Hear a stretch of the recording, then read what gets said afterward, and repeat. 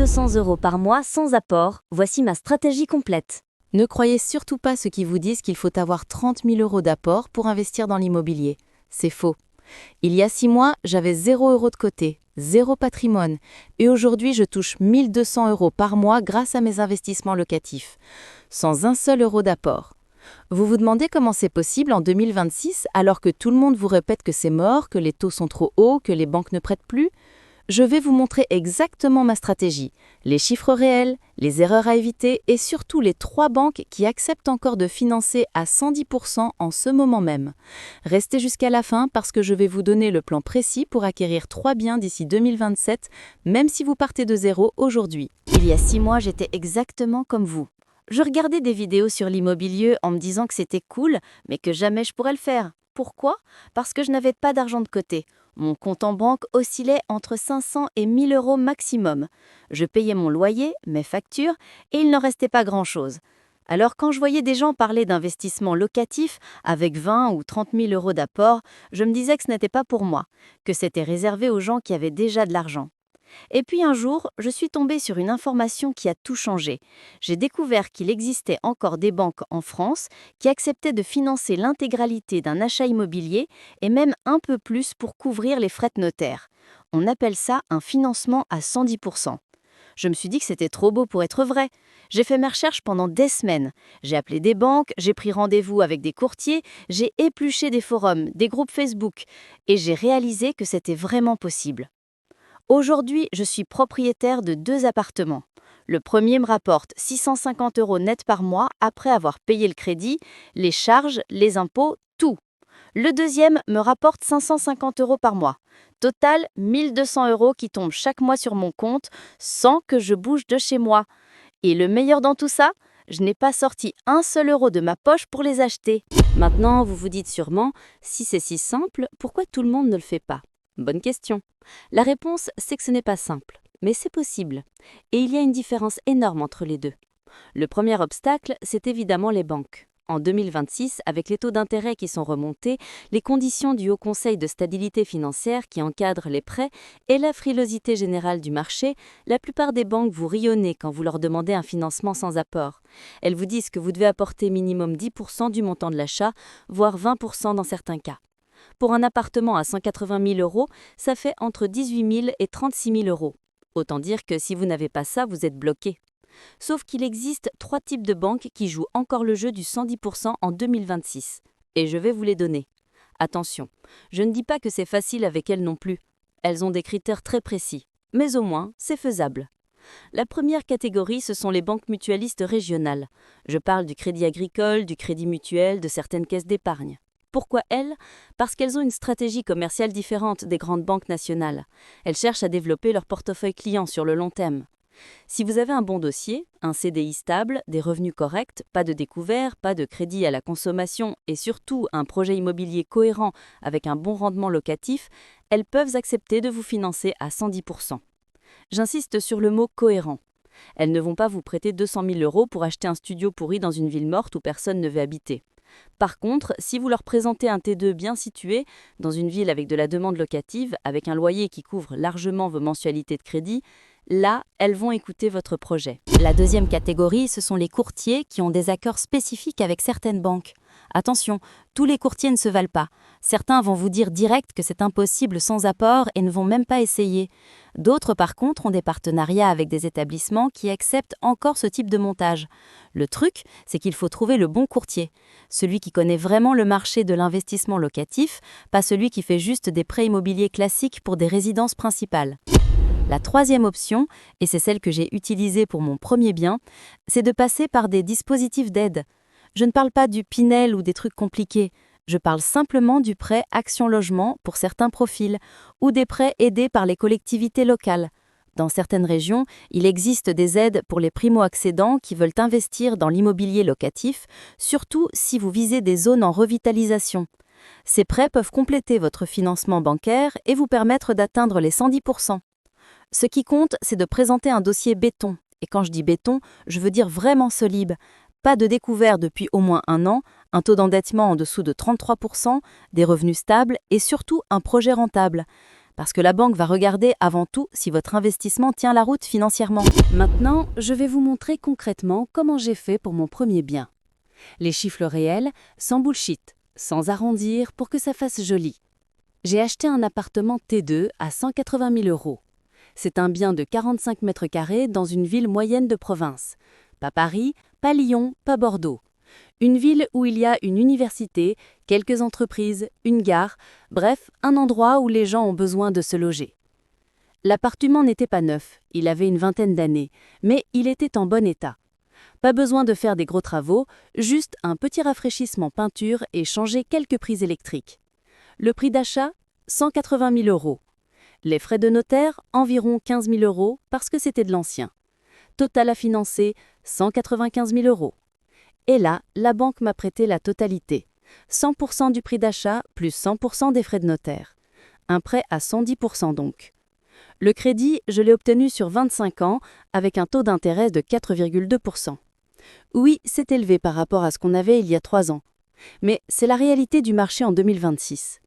Ma mensualité de crédit, assurance comprise, est de 1 050 euros par mois. Maintenant, côté revenu. J'ai mis l'appartement en location meublée. Pourquoi meublé?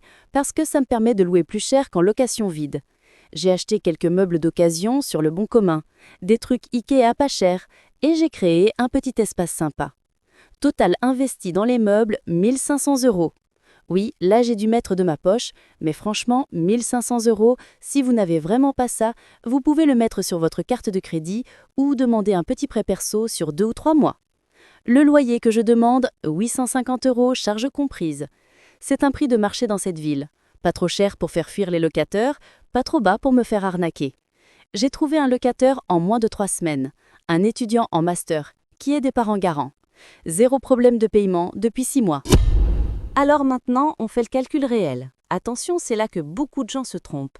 Ils ne comptent que le loyer et la mensualité de crédit. Mais il y a plein d'autres charges. Loyer encaissé, 850 euros par mois. Mensualité de crédit, moins 1 050 euros.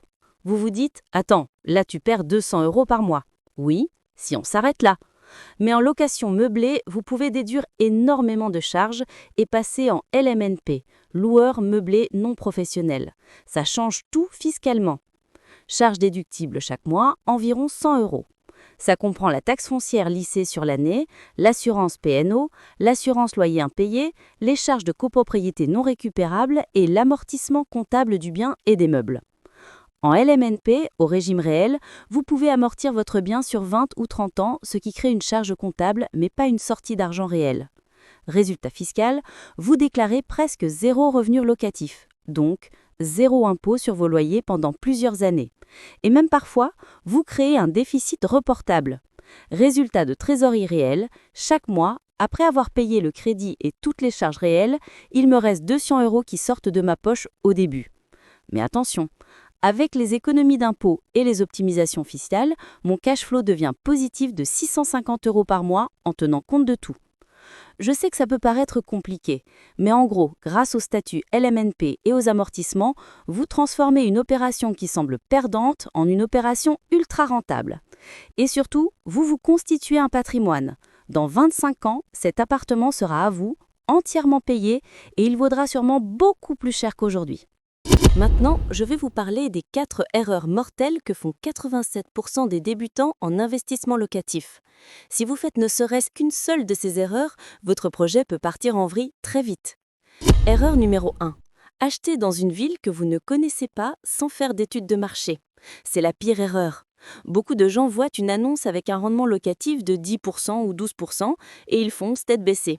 Ils achètent un appartement dans une ville qu'ils n'ont jamais visitée, dans un quartier dont ils ne savent rien, et après ils se rendent compte qu'il n'y a aucune demande locative.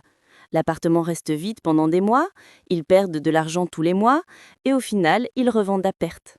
Avant d'acheter, vous devez passer du temps à analyser la ville. Regardez le taux de chômage, le dynamisme économique, la présence d'écoles et d'universités, les entreprises qui embauchent, les projets d'infrastructure, les transports en commun. Regardez aussi les annonces de location sur Le Bon Coin et Se Loger. Combien de temps restent-elles en ligne? Si vous voyez des annonces qui restent 3 ou 4 mois sans être louées, fuyez. Ça veut dire que la demande est faible. Erreur numéro 2. Sous-estimer les charges et les imprévus. Beaucoup de gens calculent juste le loyer moins le crédit et ils pensent que c'est bon. Mais ils oublient la taxe foncière, les charges de copropriété, l'assurance P&O, l'assurance loyer impayé, la gestion locative si vous passez par une agence, les travaux d'entretien, les périodes de vacances locatives. Si vous ne prévoyez pas tout ça, vous allez vite être dans le rouge. Mon conseil, prenez une marge de sécurité. Considérez que vous aurez 1 mois de vacances locatives par an en moyenne. Mettez de côté 5% du loyer chaque mois pour les travaux imprévus. Et comptez toutes les charges réelles. Comme ça, vous ne serez pas surpris. Erreur numéro 3. Choisir un bien juste parce qu'il n'est pas cher. Le prix d'achat n'est pas le seul critère. Un appartement à 50 000 € dans une ville morte ne vaut rien. Vous ne trouverez jamais de locataires, ou alors des locataires à problème qui ne payent pas. A l'inverse, un appartement à 200 000 € dans une ville dynamique, bien située, avec de la demande locative, c'est un bon investissement. Ce qui compte, c'est le rendement net, pas le rendement brut. Le rendement brut, c'est loyer annuel divisé par prix d'achat. Le rendement net, c'est loyer annuel moins toutes les charges, divisé par prix d'achat. Visez un rendement net d'au moins 4% ou 5% pour que ce soit intéressant. Erreur numéro 4. Ne pas optimiser fiscalement. Si vous ne passez pas en LMNP au régime réel, vous allez payer des impôts sur vos loyers alors que vous pourriez les éviter totalement. Beaucoup de gens restent au régime micro-BIC par flemme ou par méconnaissance et ils perdent des milliers d'euros chaque année en impôts inutiles. Faites-vous accompagner par un comptable spécialisé en immobilier locatif. Ça coûte quelques centaines d'euros par an, mais vous en faites économiser plusieurs milliers. C'est un investissement qui se rentabilise dès la première année. Ces 4 erreurs, si vous les évitez, vous mettez toutes les chances de votre côté. Et franchement, elles sont faciles à éviter si vous prenez le temps de bien préparer votre projet. Alors maintenant, vous vous demandez sûrement comment je fais concrètement pour démarrer. Je vais vous donner le plan d'action précis que je suis moi-même pour acquérir 3 biens d'ici 2027. Étape numéro 1. Préparez votre dossier bancaire. Pendant 3 à 6 mois avant de chercher un bien, nettoyez vos comptes. Supprimez tous les découverts, arrêtez les dépenses inutiles, remboursez vos petits crédits à la consommation si vous en avez. Épargnez un minimum, même 100 ou 200 € par mois, juste pour montrer à la banque que vous savez gérer votre argent. Ça va vous servir pour payer les frais de dossier et les petits frais annexes comme les meubles si vous faites du meublé. Étape numéro 2. Définissez votre zone de recherche. Choisissez 2 ou 3 villes qui correspondent aux critères que je vous ai donnés. Des villes dynamiques, avec de la demande locative, des prix d'achat raisonnables. Passez du temps à analyser ces villes. Regardez les statistiques, les annonces, les projets en cours. Allez même sur place si vous pouvez pour vous faire une idée de l'ambiance, des quartiers, des commerces. Étape numéro 3. Cherchez des biens qui correspondent à votre stratégie. Si vous visez la location meublée étudiante, cherchez des T1 ou T2 proches des universités. Si vous visez la location pour des jeunes actifs, cherchez des T2 ou T3 proches des zones d'emploi et des transports. Soyez précis dans vos critères, ne perdez pas de temps à visiter des biens qui ne collent pas à votre projet. Étape numéro 4. Faites des visites. Beaucoup de visites. Vous devez voir au minimum 20 ou 30 biens avant de faire une offre. Pourquoi ? Parce qu'au début, vous ne savez pas encore bien évaluer. Vous ne voyez pas forcément les défauts, vous ne savez pas si le prix est juste ou pas. Plus vous visitez, plus vous développez votre œil. Et surtout, ne vous attachez pas émotionnellement à un bien. Ce n'est pas votre résidence principale, c'est un investissement. Restez rationnel. Étape numéro 5. Faites une offre en dessous du prix. Toujours. Même si le bien vous plaît beaucoup, proposez 5 ou 10% de moins. Le pire qui puisse arriver, c'est que le vendeur refuse, mais souvent il y a de la marge de négociation, surtout si le bien est en vente depuis plusieurs mois. Montez votre dossier de financement avec un courtier. Expliquez-lui votre projet en détail, montrez-lui nos calculs de rentabilité. Plus votre dossier est solide et professionnel, plus vous avez de chances d'obtenir le financement. Le courtier va vous aider à présenter votre projet aux banques de la manière la plus favorable possible. Étape numéro 7. Une fois que vous avez le financement et que vous avez signé chez le notaire, mettez le bien en location rapidement. Ne laissez pas traîner. Chaque mois de vacances locatives vous coûte de l'argent. Faites des photos correctes, rédigez une annonce claire et honnête, mettez un loyer au prix du marché et diffusez votre annonce sur tous les sites. Répondez vite aux demandes, organisez des visites groupées pour gagner du temps. Étape numéro 8. Une fois que votre premier bien est loué et que tout roule, recommencez le processus pour le deuxième bien. L'avantage, c'est que vous avez maintenant de l'expérience. Vous savez ce qui marche et ce qui ne marche pas. Et surtout, vous avez un premier bien en patrimoine, ce qui renforce votre dossier auprès des banques. Mon objectif personnel, c'est d'avoir 3 biens d'ici fin 2027. Ça me fera environ 2 000 € de revenus passifs par mois. de quoi compléter sérieusement mon salaire, voire même de quoi envisager de réduire mon temps de travail à terme. Et dans 25 ans, j'aurai 3 appartements entièrement payés qui vaudront probablement le double de ce que je les ai achetés. C'est un projet de long terme. Ce n'est pas un truc pour devenir riche en 6 mois. Mais c'est un des rares moyens accessibles de se construire un patrimoine solide et de générer des revenus complémentaires sans avoir besoin de capital de départ. Voilà, vous avez maintenant toutes les informations pour vous lancer. Ma stratégie complète, les erreurs à éviter, le plan d'action étape par étape. Il ne vous reste plus qu'à passer à l'action. Abonnez-vous si vous voulez voir mes prochains investissements en détail.